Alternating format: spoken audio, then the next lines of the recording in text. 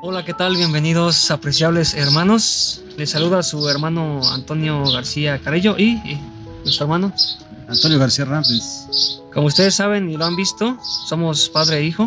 Somos los encargados del canal de Estudiante del Verbo. Hoy tenemos la bendición de estar juntos, ya que vivimos en diferentes lados. Yo vivo en el estado de Morelos y mi padre en el estado de Tlaxcala. Pero gracias a Dios que estamos ahorita juntos y queremos aprovechar estas fechas para estudiar todo lo que tiene que ver con nuestro Señor Jesucristo, cuando ese día comenzó el proceso de nuestra salvación a través de su sacrificio y su pasión, ¿sí? Sabemos que Él fue crucificado, y que murió por nosotros para salvarnos, para rescatarnos de sus tinieblas a su luz admirable. Y queremos comenzar a partir del complot que se hizo para aprender a Jesús. ¿Tiene algo que comentar, hermano? Antes quisiéramos orar para pedir la dirección del Espíritu Santo. Claro que sí. Oremos. Bendito sea nuestro Padre que estás en los cielos. Te alabamos y glorificamos, Padre eterno, porque solamente tú lo mereces. Amén. Te pedimos una bendición especial en esta hora. Vamos a abrir tu palabra. Habilítanos con poder, oh Señor, en esta hora, para que podamos hablar conforme a tu palabra. Amén. Gracias por escucharnos, Padre eterno, porque en Cristo Jesús te lo suplicamos humildemente. Amén. Quiero comenzar dialogando acerca de el complot que tuvieron para aprender a nuestro Señor Jesucristo. Yo lo voy a abordar desde el libro de Lucas. Sabemos que este libro no nos da mucho detalle, más bien del libro de Marcos, disculpen. No nos da mucho detalle este libro, pero vamos a complementarlo con el hermano Antonio, con Lucas, y por ahí de repente vamos a leer también en Mateo y Juan, ¿sí? Para ir comparando este maravilloso, pero a la vez triste acontecimiento, hablando terrenalmente. Sabemos que las cosas humanamente fueron tristes, tratamos mal a nuestro Señor Jesús, pero al final todo fue por un propósito para salvarnos, para tener vida eterna, así que lo alabamos. Vamos a iniciar con Marcos capítulo 14, el complot para aprender a Jesús. Dice así la palabra de Dios: 2 días después era la Pascua y la fiesta de los panes sin levadura, y buscaban los principales sacerdotes y los escribas cómo prenderle por engaño y matarle. Bueno, aquí quiero comentar algo interesante. Yo creo que tanto los escribas, los sacerdotes, no sabían realmente con quién estaban tratando, ¿verdad? Dice el versículo: a los suyos vino y los suyos no lo recibieron. Aquí dice que lo querían prender por engaño. Y bueno, dice la palabra de Dios que Dios no puede ser burlado, porque Cristo nunca dejó de ser Dios. Y que, por cierto, como paréntesis, tenemos un tema sobre la naturaleza de Cristo, pero no vamos a abundar allí. Solamente quiero decir que Dios no puede ser burlado, y aquí lo querían engañar, ¿no? Pensaban ellos que tal vez era un falso Mesías, o simplemente fueron tomados por el enemigo, pero no sabían realmente que se trataba del mismo Dios hecho carne y querían engañar al mismo Dios. Pero bueno, no sabían que ya este plan ya estaba profetizado. Bueno, ya para que usted le des la participación, hermano Antonio, Sí. Voy a leer la del 2 y si seguimos contigo para saber qué dice Lucas. Se decían no durante la fiesta para que no se haga alboroto del pueblo. ¿Qué podemos encontrar como apoyo contraste en Lucas, hermano? En el Evangelio de Lucas, capítulo 22, el versículo 1, como en Marcos 14, se dice que se acercaba la fiesta de los panes sin levadura, que se llama la Pascua. Esta fiesta que celebraban los judíos tiene que ver con la conmemoración de su salida de Egipto, cuando Dios con un brazo fuerte los sacó de la esclavitud de Egipto. Es interesante también en el versículo 2 que los principales sacerdotes y los escribas buscaban la manera de matar a Jesús. Eso nos habla de que Satanás, sin duda, se había introducido en sus mentes, ¿sí? Y tenían su espíritu, porque desde un principio Satanás ha querido ser o estar por encima de Cristo. Ahora, el versículo 3 de Lucas 22 nos dice que Satanás entró en Judas y era uno de los 12, al que llamaban Iscariote. Este se puso de acuerdo con los sacerdotes y jefes de la guardia para acordar cómo sería la entrega de Jesús. Y ellos se alegraron mucho y le ofrecieron dinero a Judas, y este aceptó y comenzó a buscar el mejor momento de entregarlos a Jesús sin que el pueblo supiera. Sí, en Marcos, capítulo 14, versículo 10, nos da como un resumen de lo que acaba de decir el hermano. Dice: entonces Judas Iscariote, uno de los 12, fue a los principales sacerdotes para entregárselo. Versículo 11. Ellos al oírlo se alegraron y prometieron darle dinero, y Judas buscaba oportunidad para entregarle. Yo el día de ayer le comentaba a nuestro hermano Antonio cómo es que Satanás, si sabía que esto iba a derrotarlo de una vez por todas y para siempre, porque sabemos que el enemigo es un enemigo ya vencido. Jesús ya lo venció en la cruz. ¿Cómo es que, yo le decía a él vulgarmente así, cómo es que él mismo se puso la soga al cuello? ¿Sí? ¿Cómo es que Satanás pensaba y no tenía el suficiente poder para pensar que al morir Jesús, él mismo iba a ser derrotado, y él mismo utilizó instrumentos para matar a Jesús, sabiendo que de forma espiritual él iba a ser vencido de una vez y para siempre en la cruz? ¿Qué nos puede comentar ahí, hermano? ¿Cuál fue su respuesta? Satanás sabía que haciendo esto pues iba a ser vencido, ya se le iba a quitar ese dominio que él tanto reclamaba de la tierra a través del sacrificio de Cristo. Sin duda, yo creo que Satanás conoce bien las Escrituras, pero lo que al parecer desconocía él eran los planes de Dios, ¿verdad? Los planes de Dios solamente estos son revelados a los profetas por medio del Padre. Se revela todas las cosas que han de suceder. Así que por esa razón él no previó ese hecho de que si mataba a Jesús, ¿sí? Él sería un enemigo derrotado. Y aquí lo interesante es que precisamente cuando llegó el día de los panes de la levadura, es decir, la Pascua, en ese tiempo era necesario sacrificar un cordero, ¿sí?, para la Pascua, y Jesús era ese cordero.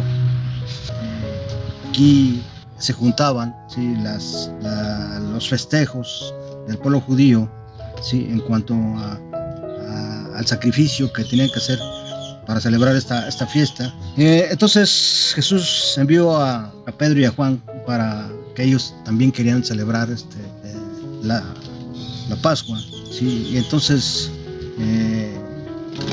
lo interesante aquí es que da ciertas instrucciones diciendo: vayan a preparar todo para que comamos la Pascua. Sí, y bueno, sabemos que hay muchas lecciones que saber sobre esta cena que tuvieron, pero quisiera adelantarme un poquito para que no dure tanto este diálogo, ¿sí? Donde ya Jesús ora en el Getsemaní. También lo tenemos en Lucas 22 del 39 al 46, ¿sí? Pero bueno, aquí lo que vemos es que tiene que ver mucho con el seminario de la naturaleza de Cristo que tenemos aquí en este canal. Se lo recomiendo. Vamos a poner en la descripción un link para que ustedes lo vean, pero vemos el lado humano, ¿no?, de Jesús, en donde voy a leer textualmente, en donde él ya estaba angustiado porque sabía lo que iba a pasar, y un lado de él, humano, pues no quería sufrir, ¿sí? No quería pasar todo este castigo. Ya sabemos que Jesús cargó con el pecado de 6,000 años de pecado de toda la humanidad. ¿Se imaginan qué carga, qué sacrificio, qué angustia, qué estrés, qué agonía tan tremenda? Entonces él dice aquí en Marcos, está Marcos 14:32: vinieron pues a un lugar que se llama Getsemaní, y dijo a sus discípulos: sentaos aquí, entre tanto yo oro. Y tomó consigo a Pedro, a Jacobo y a Juan, y comenzó a entristecerse y a angustiarse, y les dijo: mi alma está muy triste hasta la muerte, quedaos aquí y velad. Yéndose un poco adelante, se postró en tierra y oró que si fuese posible pasase de él aquella hora. Si nos damos cuenta, aquí no está el diálogo como tal de Jesús, sino que nada más lo narra, y dice: y decía: Abba, Padre, todas las cosas son posibles para ti, aparta de mí esta copa, mas no lo que yo quiero, sino lo que tú. Hasta aquí voy a dejar para que nos comente el hermano Antonio en Lucas qué nos comenta, y también qué puede decir al respecto de esto.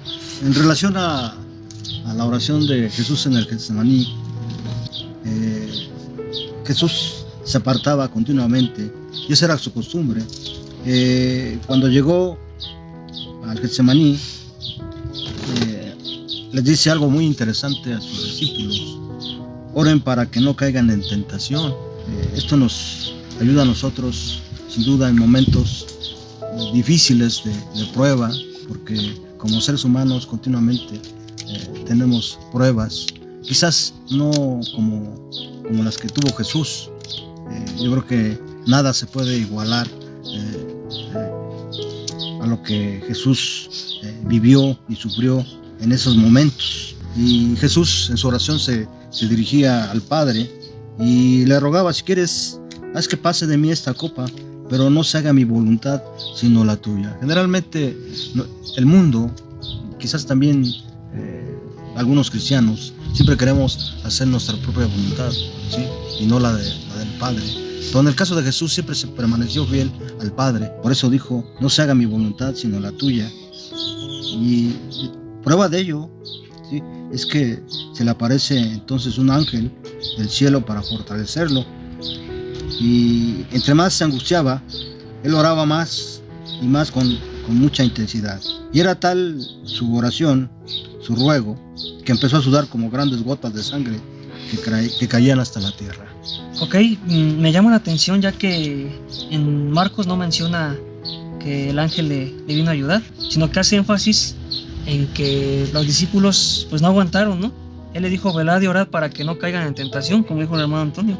Sin embargo, no lo hicieron. Dice, versículo 37 de Marcos 14: vino luego y los halló durmiendo y dijo a Pedro: Simón, ¿duermes? ¿No has podido velar siquiera una hora? Velad y orad para que no entréis en tentación. El espíritu a la verdad está dispuesto, pero la carne es débil, ¿sí? Otra vez fue y oró diciendo las mismas palabras. 40. Al volver otra vez los halló durmiendo, porque los ojos de ellos estaban cargados de sueño y no sabían qué responderle. ¿Qué podemos aprender de eso, hermano Antonio? ¿Y Lucas nos da alguna vislumbre o un refuerzo que apoye estos versículos? No, solo dice lo mismo. Les dijo: ¿por qué duermen? Levántense y oren para que no caigan en tentación. No nos ofrece más acerca si Satanás los había turbado de tal manera que cayeron en un sueño muy pesado. Y generalmente así pasa en el mundo, ¿no? Sí, cuando descuidamos nuestra comunión, nuestra relación con Dios, con Cristo, ¿sí? Pareciera que estamos como dormidos, pareciera como que estamos inmersos en las cosas del mundo y estamos fuera de la realidad. Así es. Me llama la atención el versículo 42 del mismo capítulo 14. Dice: levantaos, vamos, he aquí, se acerca el que me entrega. ¿Qué hubiera pasado si Jesús, en vez de quedarse ahí a hacer la voluntad del Padre, a cumplir su misión, hubiera huido? Porque él mismo sabía que Judas iba a encabezar su entrega, que el enemigo había tomado a Judas, y él esperó paciente como oveja a que lo llegaran y lo aprendieran. ¿Qué hubiera pasado si Jesús hubiera huido y escapado de eso? Creo que no estaríamos aquí como cristianos, ¿verdad?, predicando el evangelio acerca de las buenas nuevas. Nos damos cuenta cuán importante es hacer la voluntad de Dios y no la nuestra, ¿sí? Y ese es uno de los principales testimonios y ejemplos que nos da nuestro Señor Jesús. Como discípulos tendríamos que hacerlo también, ¿no, hermano Antonio? Sí. Una vez que fue arrestado Jesús, el versículo 53 de Lucas 22, nos dice lo que Jesús les dice a los soldados y a los sacerdotes que venían a prenderlo: todos los días he estado con ustedes en el templo y no me pusieron la mano encima, pero esta es la hora de ustedes, la hora del poder de las tinieblas. Quiere decir que sin duda el artífice para que todo esto sucediera conforme a las escrituras, conforme a lo que Dios había establecido, ¿sí? Estaba involucrado Satanás. Él aparentemente tenía otros planes. Sin embargo, vemos que Dios está al control de todo esto para que se cumpla su palabra y para que se cumpla y de esa manera desenmascarar al enemigo, ¿verdad? Y que todo el universo pueda ver el carácter verdadero de Satanás. Así es. Y me llama la atención de aquí un versículo que solamente está en Marcos, que dice Marcos 14:51: pero cierto joven le seguía. ¿Sí? Esto, para que los ponga en contexto, es en el arresto de Jesús. Dice al final: entonces todos los discípulos dejándole, huyeron. Y bueno, hay mucho que comentar allí, pero seguido dice: pero cierto joven le seguía, cubierto el cuerpo con una sábana, y le prendieron, mas él, dejando la sábana, huyó desnudo. ¿Usted sabe a qué joven se refiere ahí, hermano? ¿O pues, qué personaje? Sin duda es el mismo que escribió el Evangelio, ¿verdad? Porque ni en Lucas ni Mateo tiene esa cita. Él está hablando de sí mismo, ¿no? de lo que hizo en ese momento, ¿sí? Cuando vio todo este problema, parte de los judíos. Ok. Pasamos a la parte de Jesús ante el concilio. ¿Hay algún versículo clave que quiera comentar, hermano? En Lucas, está en Lucas 22 del 54 al 55. Sí. Sí. ¿Qué nos puede decir? Me resulta interesante, sí, la forma en que Pedro niega a Jesús. Una vez que aprendieron a Jesús, los soldados de los fariseos, del templo, ¿sí? Pedro los seguía de lejos, y en medio del patio encendieron una fogata, y alrededor de ella también se sentó Pedro con los que estaban ahí, y una criada que le vio sentada frente al fuego se fijó en él y dijo: este también estaba con él. Y Pedro lo negó y dijo: mujer, yo no lo conozco. Pareciera que estas citas reflejan a muchos cristianos que conociendo a Cristo, y cuando se ven en medio de dificultades, niegan con su testimonio de que conocen a Cristo Jesús, al Señor de señores, al Rey de reyes. Así es, y lo mismo que pasó en su aprehensión. Dice que los discípulos huyeron. La pregunta es: ¿por qué no estaban preparados los discípulos para este acontecimiento? A pesar de que ellos convivieron en persona, cara a cara, unos buenos meses con Jesús. No estoy seguro si alcanzaron a convivir por lo menos un año con él, pero creo que al final no entendían realmente cuál era el propósito de Jesús, ¿sí? Nos damos cuenta una vez más. Sí, hermano. Por ejemplo, en Lucas 22:31, cuando Jesús anuncia la negación de Pedro, miren lo que dice: Simón, Simón, Satanás ha pedido sacudirnos a ustedes como si fueran trigo. ¿Qué significa esto? Significa que aunque estamos nosotros continuamente, ¿sí?, en una relación con Cristo día a día, ¿sí?, pero el enemigo aprovecha cualquier descuido para introducir las dudas, ¿sí?, el temor. Y fue el caso de Pedro y de casi todos los discípulos, porque todos en su mayoría huyeron, ¿no? Sí. Salvo Juan, y en este caso Marcos también dice que le seguía también. Entonces vemos, pero dice el versículo 32: pero yo he rogado por ti para que no te falle la fe. Aun cuando tenemos la promesa de que Jesús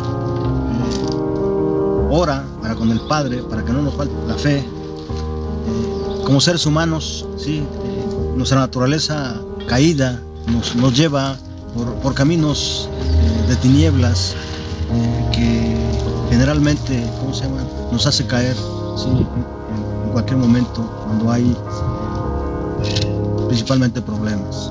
Entonces vemos que Satanás estaba muy involucrado en todo este proceso, ¿sí?, desde la aprehensión de Jesús, desde el complot, ¿sí?, desde antes, ¿sí?, porque quería demostrar al mundo que los que andaban con Jesús eran hombres comunes y corrientes y que no habían aprendido nada de él.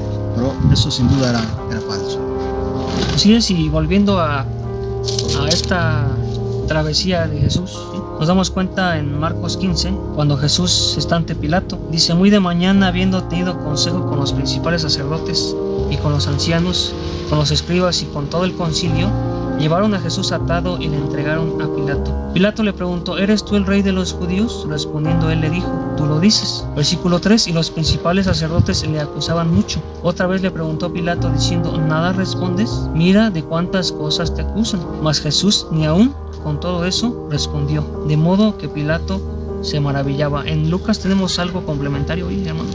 Sí, hay que hacer énfasis de que antes de que Jesús llegara a Pilato, sí, Jesús fue llevado ante el tribunal, pero de los sacerdotes, de los fariseos, del pueblo de Israel, ¿verdad?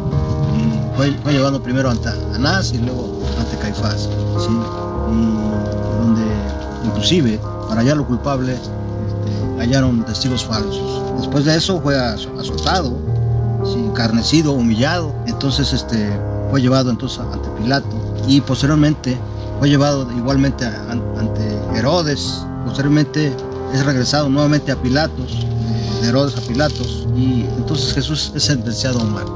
Aquí me llama la atención la mansedumbre que Jesús manejaba, ¿no? Porque Jesús ya estaba resignado a que pues él iba a ser muerto, iba a ser sacrificado por todos nosotros, y no intentó justificarse, no intentó defenderse, porque sabía que si lo hacía, tal vez el plan de salvación podía ser saboteado. Podía a lo mejor hallar gracia ante Pilato y podía decir, no, pues este hombre tiene razón, es inocente, lo voy a soltar, ¿sí? No, yo culpa ante él, ¿sí? Y finalmente pues así lo pensó, ¿no? Se quería lavar las manos, ¿no? Este personaje, ¿sí? Si es que no lo estoy confundiendo. Pero al final de cuentas nuestro Señor Jesús muestra esa mansedumbre que nosotros debiéramos tener, ¿no? Si Él siendo Dios permitió todo esto, que lo humillaran, que lo ataran, que lo juzgaran, ¿sí?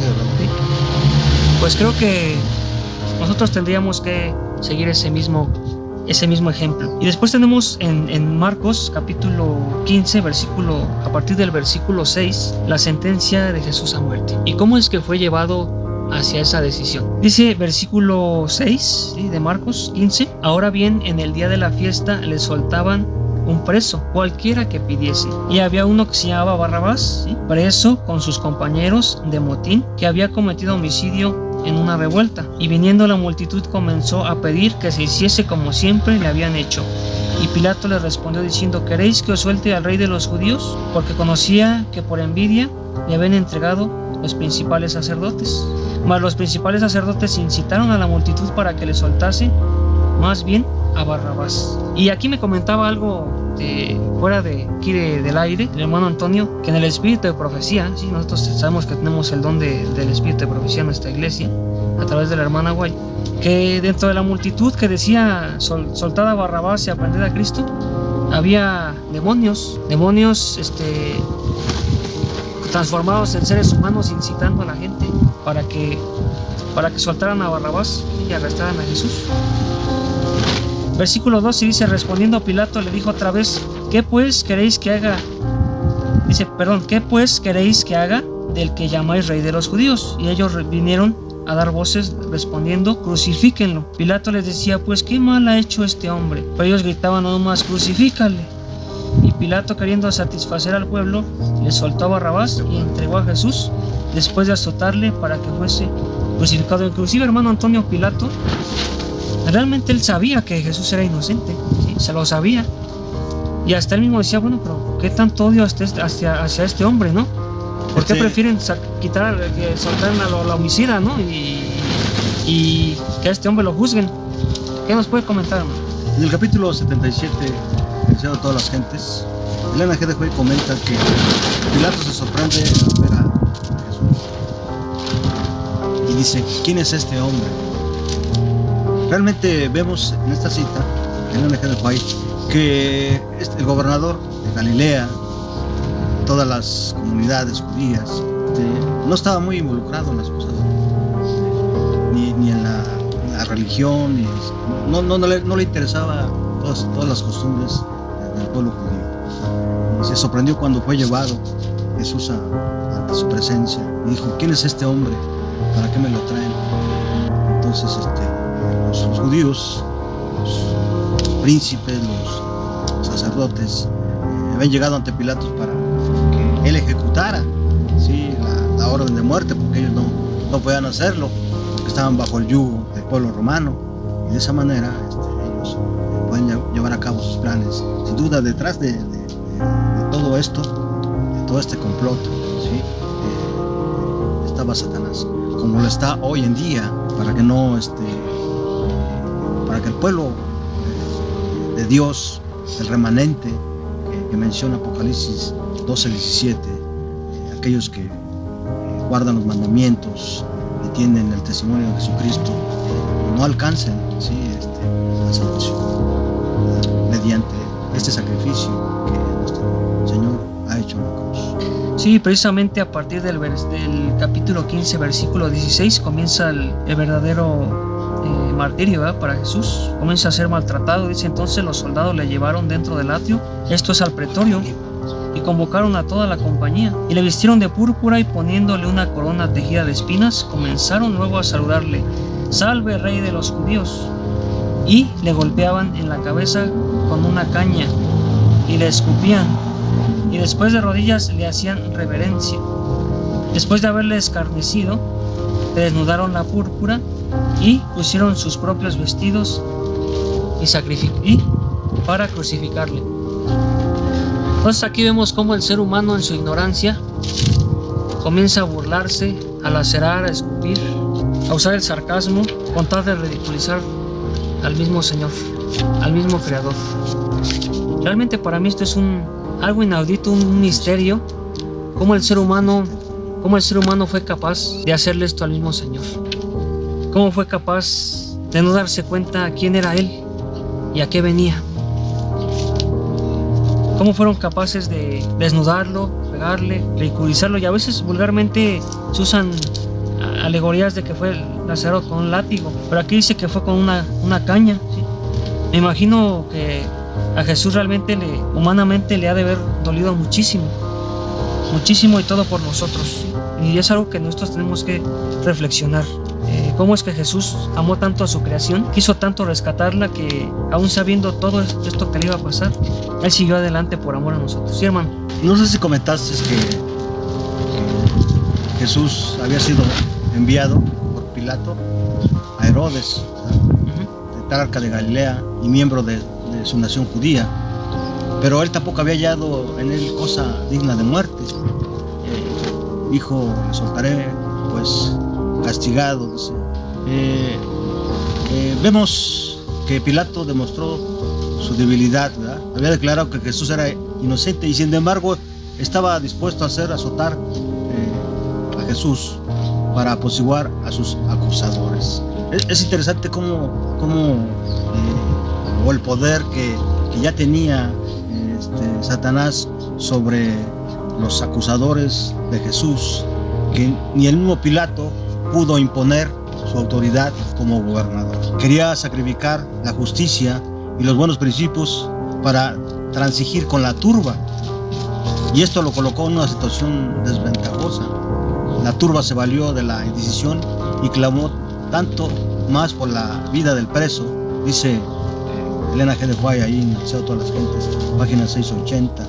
Mientras Pilato vacilaba en cuanto a lo que debía hacer, un mensajero se abrió paso a través de la muchedumbre y le entregó la carta de su esposa, que decía: no tengas que ver con aquel justo, porque hoy he padecido muchas cosas en sueños por causa de...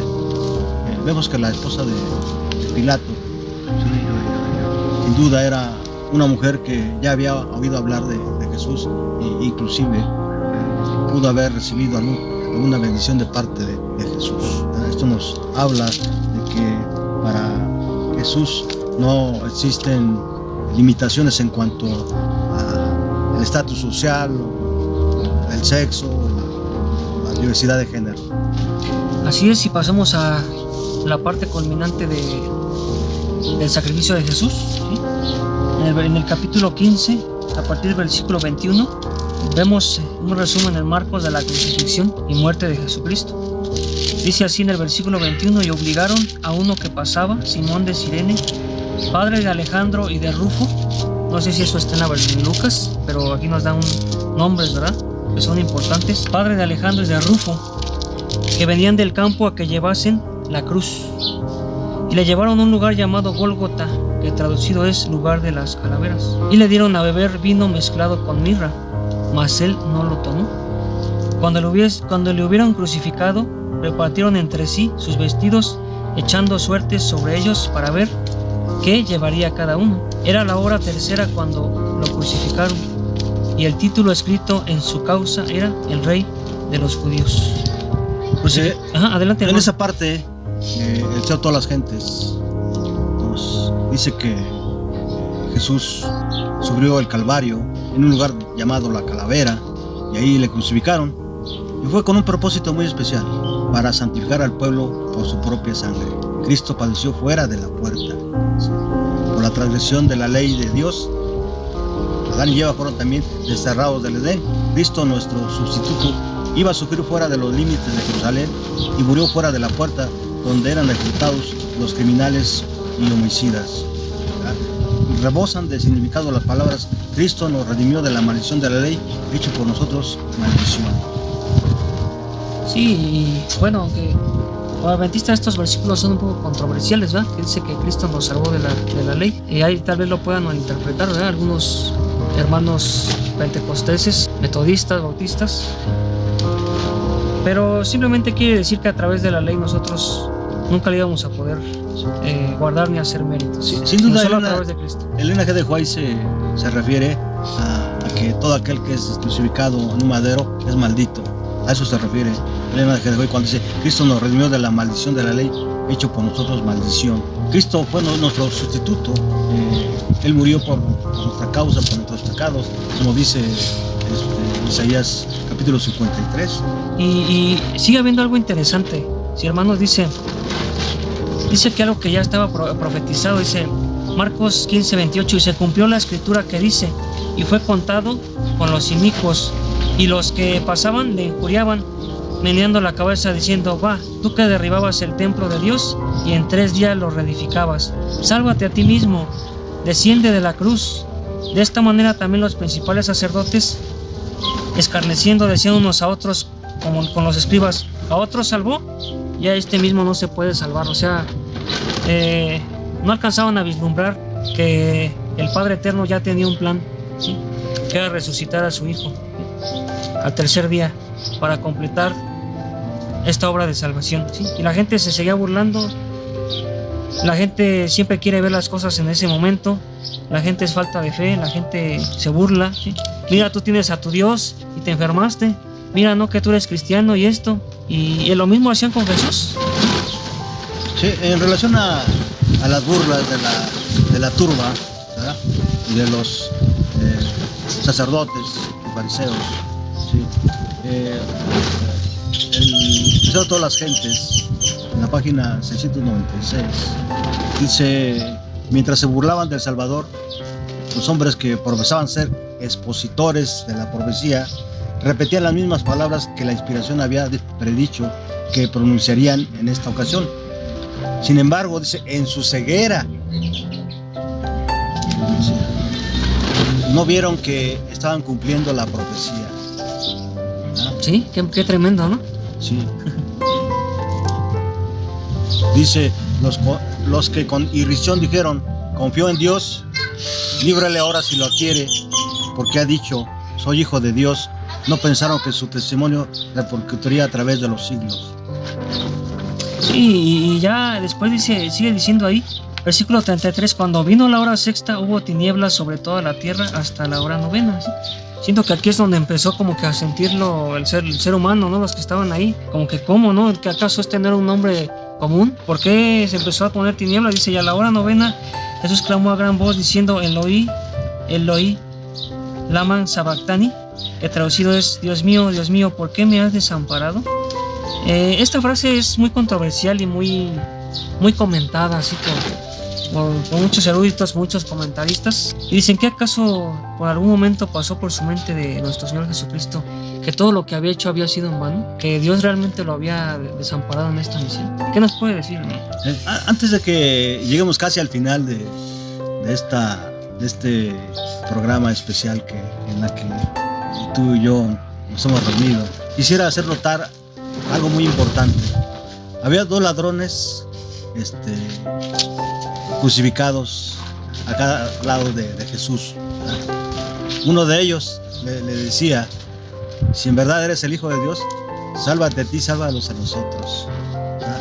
Pero había uno que, aunque había estado violando la ley, ¿verdad?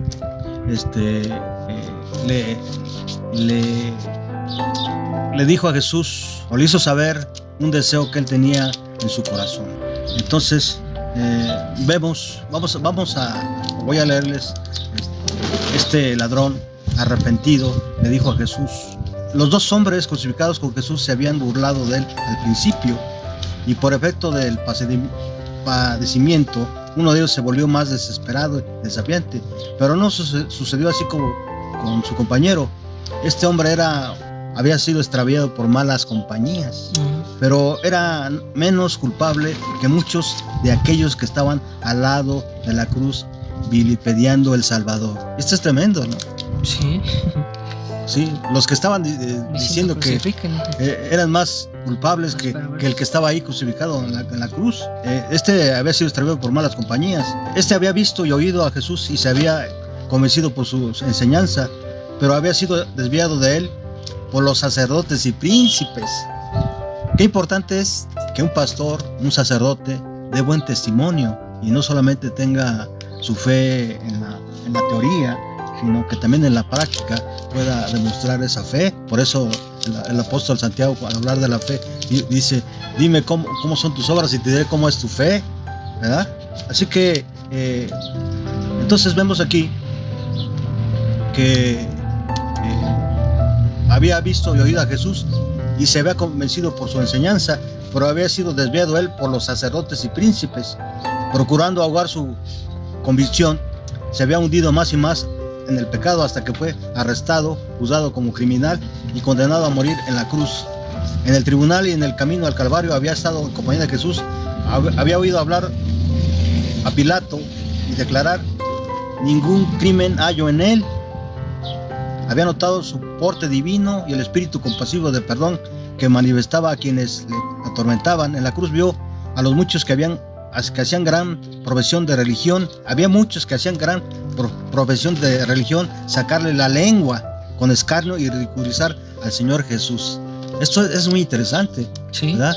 O sea, nosotros no sabíamos a detalle cómo es que los que profesan ser pueblo de Dios no lo son en un momento dado. Sí. Se dejan llevar por sus intereses, por su poder, por su soberbia, ¿verdad? Dice Elena G. de Guay aquí en esta parte: en la cruz vio a muchos que hacían gran profesión de religión sacarle, ya dijimos, ¿verdad?, la lengua. Vio las cabezas que se sacudían, oyó como su compañero de culpabilidad repetía las palabras de reproche: si tú eres el Cristo, sálvate de ti y a nosotros.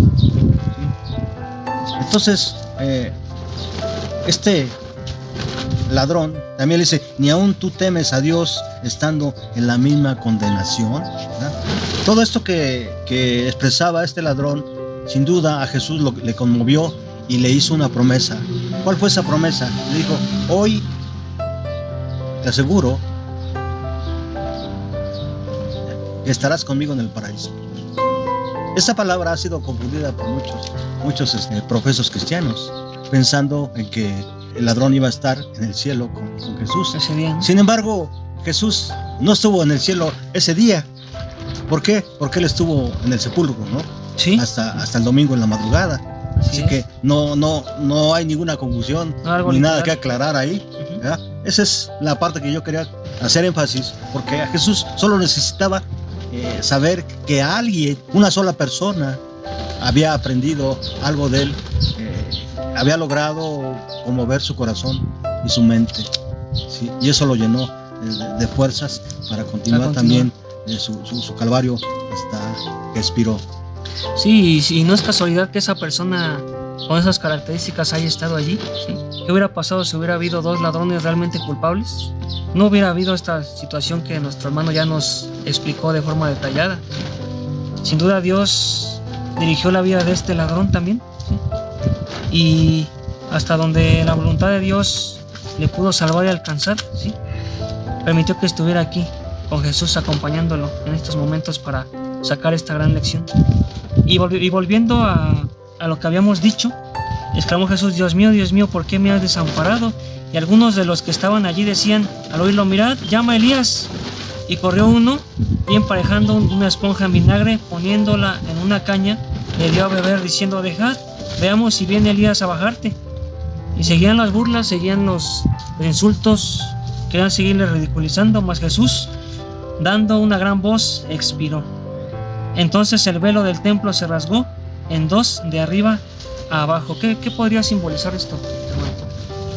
¿Por qué el velo del templo se rasgó en dos, desde arriba hasta abajo?